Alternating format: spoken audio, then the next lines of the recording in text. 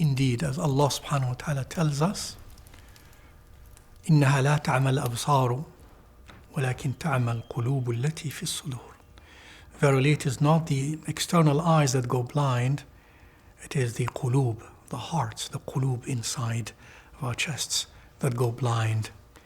And we need to, through the tazkiyah processes, to remove the clouds and the veils and to heal the blindness and the coarseness and the harshness and the different ailments, examples of which I mentioned earlier: arrogance, delusion, ostentation, hate, violence, ignorance, shirk. We need to remove all of that. Rasulullah sallallahu alaihi wasallam said, and before that Allah Azza wa Jal said, ألا بذكر الله تطمئن القلوب. Indeed, verily, by dhikr of Allah, hearts attain طمأنينة. They attain that stillness, that balance, serenity and tranquility, like a beautiful still pond or lake of water. As when we come here, we experience those things in Allah's creation. We come here to experience all nature in dhikr of Allah Azza wa Jal, and we set ourselves in harmony with this nature in dhikr of Allah Azza wa Jal, as Allah teaches us. The qalb, therefore, the qalb's healing, the qalb would change from a condition that is turbulent and wavy and murky and stained, and that's not طمأنينة, into the state of طمأنينة, of stillness and khushu' and quietude and serenity and tranquility when it is in dhikr of Allah Azza wa Jal.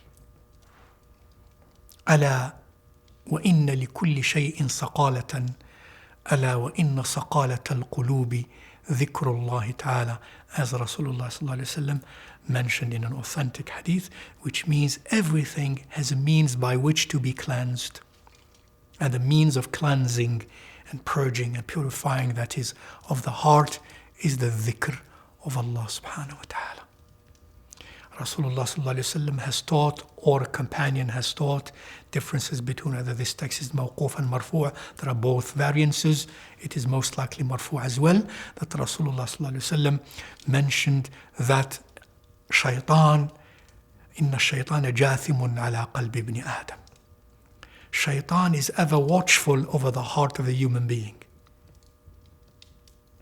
إذا غفل وسوس.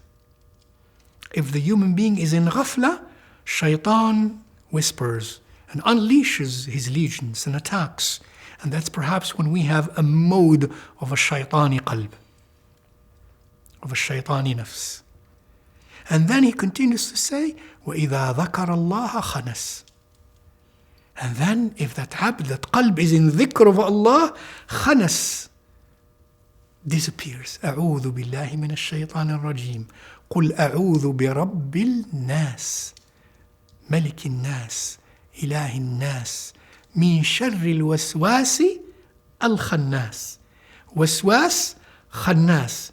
إذا غفلنا عن ذكر الله وسوس. إذا ذكرنا الله خنس.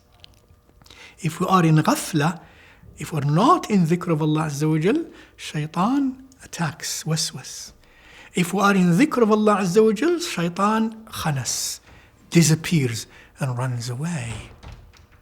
Tafakkur, tadabbur, pondering and reflection in the ayat of Allah Azza wa Jal, in the creation of Allah Azza wa Jal, in the miracles of Allah Azza wa Jal, miracles in the lines and the pages of nature, and in the lines of the Quran. These are the ayat.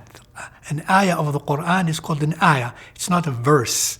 We translate it as a verse, but it's not a verse of poetry. There is a verse of poetry, but not an ayah of poetry.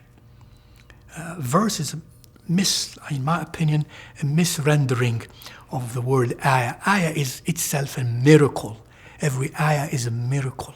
Pondering the ayat of Allah Azza wa Jal, as I said, the ayat in creation, the ayat inside of us, the ayat on the pages of the Quran are means by which we attain we nourish and we nurture our qulub, and there is more to say as well, inshallah ta'ala.